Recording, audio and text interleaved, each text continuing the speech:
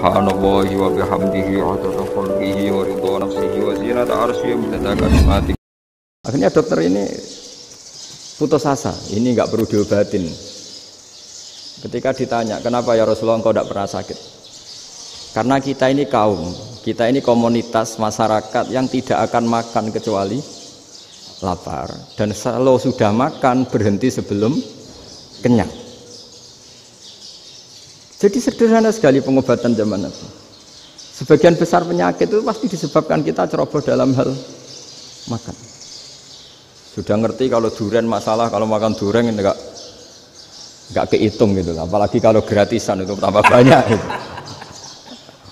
Pola tidur juga gitu kata Nabi, dan kita tidak tidur kalau tidak sangat ngantuk. Nah, itu namanya orang-orang soleh yang sudah tidak didikte materi. Kalau yang didikte materi kan bisa tidur nyenyak kalau kasurnya enak, AC gini-gini. Sebenarnya enggak, tidur enak itu ya kalau sangat ngantuk. Mbok di gudang, mbok di bis, kalau sangat ngantuk ya semuanya ya enak. Sama, mbok lapar, mbok hanya tempe, tapi kalau sangat lapar itu ya enak. Nah ini ilmu yang mulai hilang, ilmu-ilmu yang mulai hilang. Nah, cara ibadah juga gitu.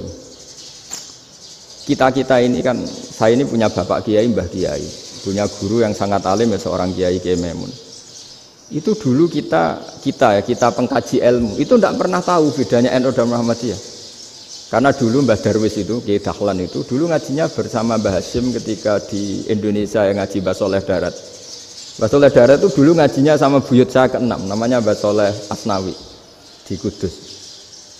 Mbah Soleh Darat itu dulu alim-alimnya orang Jawa ya Mbah Soleh Darat, Soleh bin Umar. Tempatnya di Semarang, tapi beliau itu sebenarnya orang Jepara yang dekat Kudus.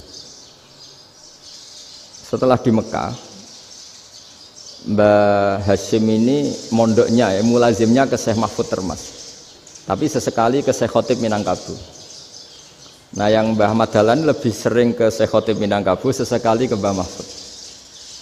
Singkat cerita, karena Syekh Khotib Minangkabau sudah modern ya, terlibat organisasi dunia. Pas itu beliau pengagum Muhammad Abduh, pengagum Rasid Ridho. Sehingga bawaannya Mbah Dahlan itu lebih pergerakan karena beliau lebih ngidolakan Syekh Khotib.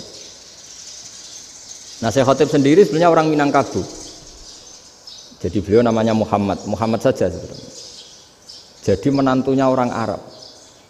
Oh itu dicibir mertuanya ini karena punya mantu orang Jawa, orang ndak Arab.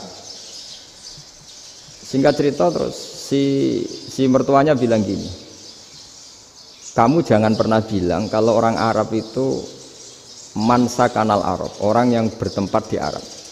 Walakin man takallama bi arabiyyin fasihin, tapi orang bisa ngomong Arab secara fasih. Singkat cerita, kalau kamu tidak percaya, nanti suatu saat menantu saya kalau Jumatan, tidak usah kamu kasih tahu, langsung suruh jadi khotib. Nggak usah kamu kasih tahu, sarannya tidak usah kamu kasih tahu. Kalau sekarang kan enggak. Kalau dosen mau jadi khotib kan mengumpulkan materi dulu. Lucunya di antara materinya itu dari TV, makanya jadi ribet kan khutbah sekarang. Kalau musim corona ya akan ngomong corona, musim apa yang ngomong apa. Jadi lagi-lagi didikte oleh media. Sebenarnya kalau ngomong kan sesuai kebutuhan umat, ini obatnya apa. Tapi enggak sesuai trending topik, itu kan kayak anak-anak gaul. Ini dokter kok gitu kan aneh. Singkat cerita si khotib ini enggak dikasih tahu, saya Muhammad tadi enggak dikasih tahu, langsung disuruh khutbah. Fatakallama bikalamin fasihin. Dia ngomong fasih sekali. Bahkan ngalah-ngalahi fasihnya orang Arab asli. Semenjak itu beliau dapat gelar Al-Khotib, orang yang cakap berpidato berkhutbah. Makanya terus dia Syekh Khotib Al-Minangkabau. Jadi orang Indonesia itu luar biasa. Dulu yang namanya orang Indonesia di Arab Saudi itu dihormati sekali, karena yang ke sana itu pasti ulama. Sudah alim di Indonesia ke sana, termasuk Mbah Ahmad Dahlan, Mbah Hasyim dulu karena sama-sama muridnya Mbah Soleh Darat.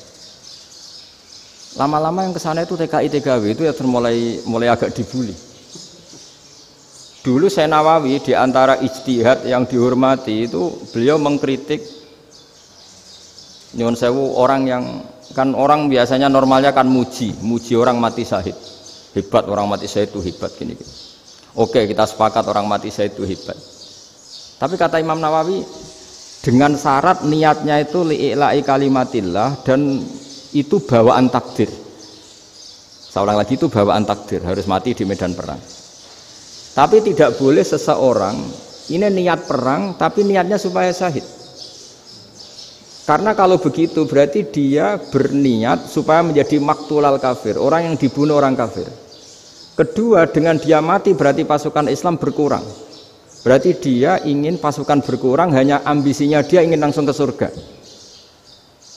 Misalnya pasukan orang Islam itu 10, orang kafir 10. Kalau kamu ingin syahid berarti mati 1 kan, tinggal 9 kan. Nah kalau yang seperti itu 10 kan mati semua. Gara-gara ingin syahid akhirnya perangi rapati tenanan, benang mati, benang mlebu swarga. Kata Senawawi, ya enggak. Kalau kamu perang sama orang kafir ya niat menang.